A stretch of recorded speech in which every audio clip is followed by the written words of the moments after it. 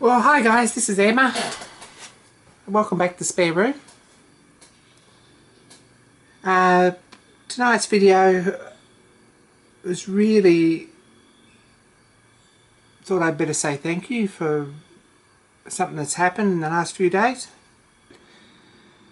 This last week, 10 days, fortnight ago, a gentleman named Gary Cooper from the UK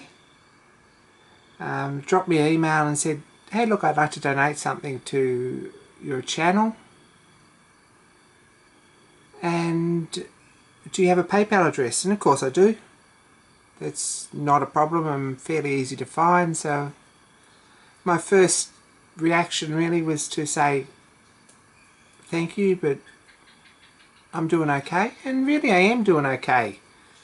I've got an awesome job.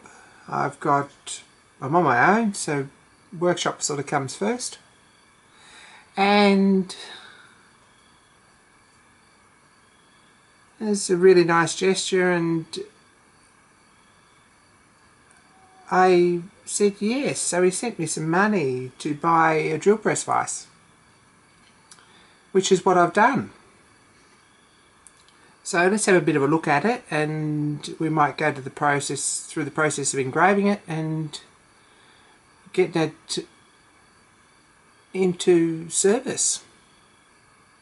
So good to meet you all, and thanks for sitting down and watching this while I'm sitting here looking at you, and let's get on with the show.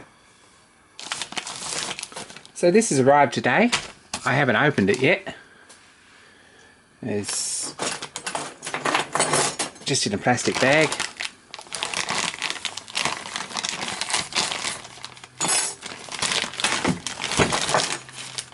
And it's fairly oily, as you would expect.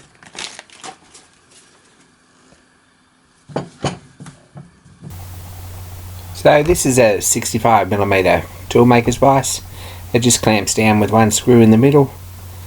It's got a series of grooves underneath, a half round semicircle dents, and a crossbar that locks down in there and pulls it down with a swivel on the nut there.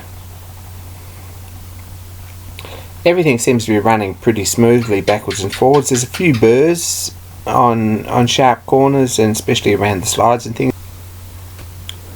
I might do the whole Stefan Swinter thing and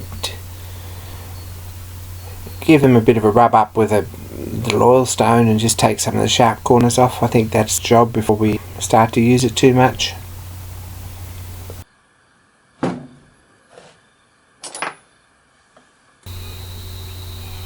First job of course is to take it to work, and I better put Gary's name on it. I'll try and get some video when I get there, so off we go. So I don't know if I've said too much about my day job. I work as a watch repair technician.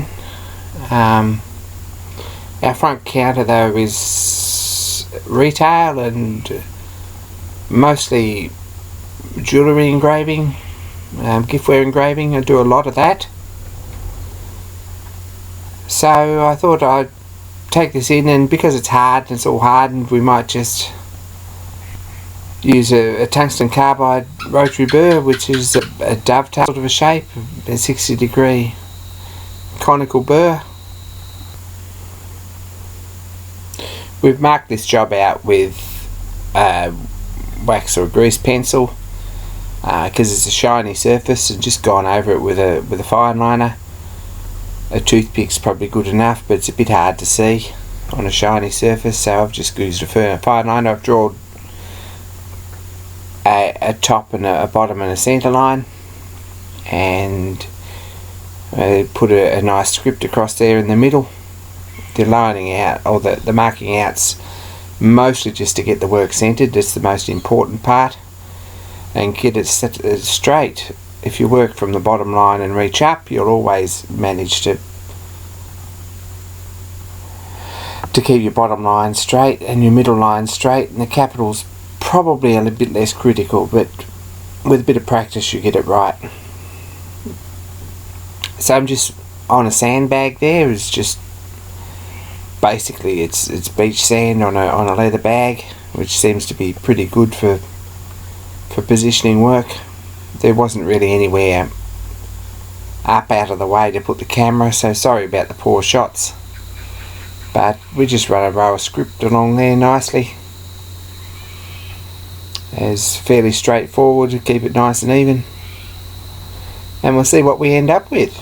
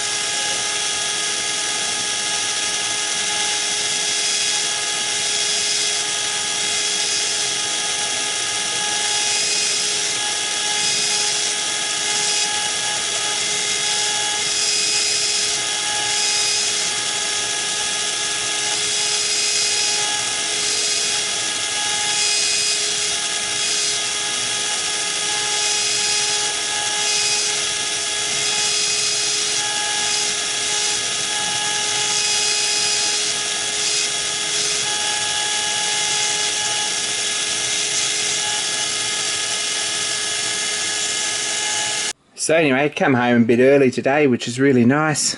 And final job is to find a piece of hard Arkansas oil stone and a little bit of oil on it.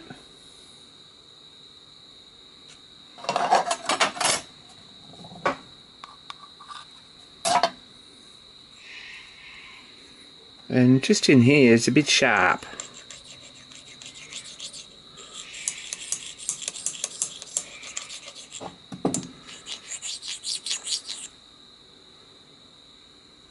And that's probably all it needs, but it's fixed the problem.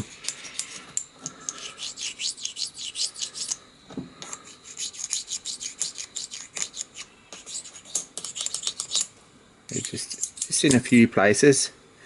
And a bit of a rub over that.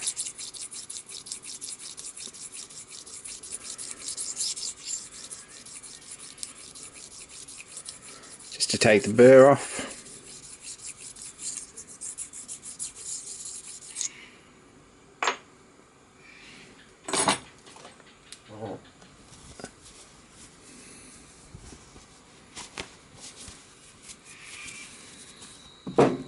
And it's probably safe to have a bit of a look here.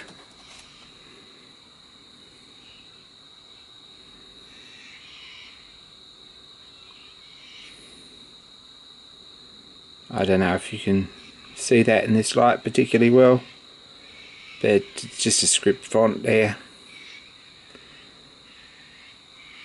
And it's just a little reminder of where that come from.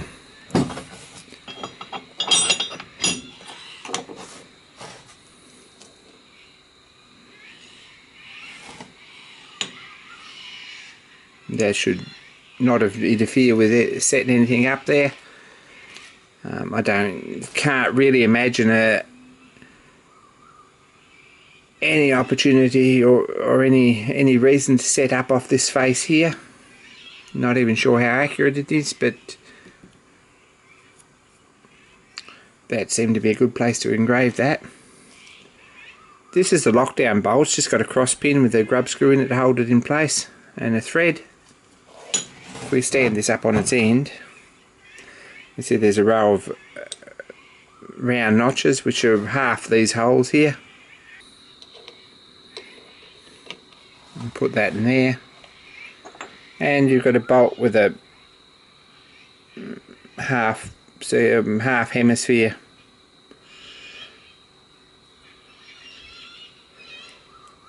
washer to equal it all up.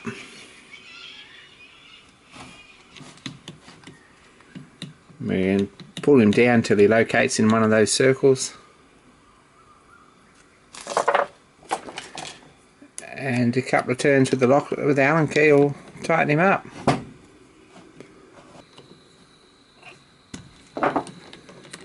And this type of vise takes a little bit more messing around perhaps than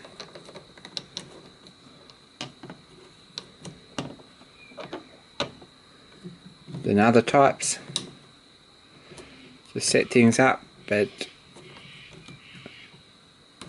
the reason I chose this over a basic drill press vise is that it's still accurate if we put it on its side at 90 degrees. We can drill stuff with it on its end, and it's got plenty of places to clamp down if we need it. I'm really pleased with this. Thanks Gary, and thanks everyone for watching, and more soon guys.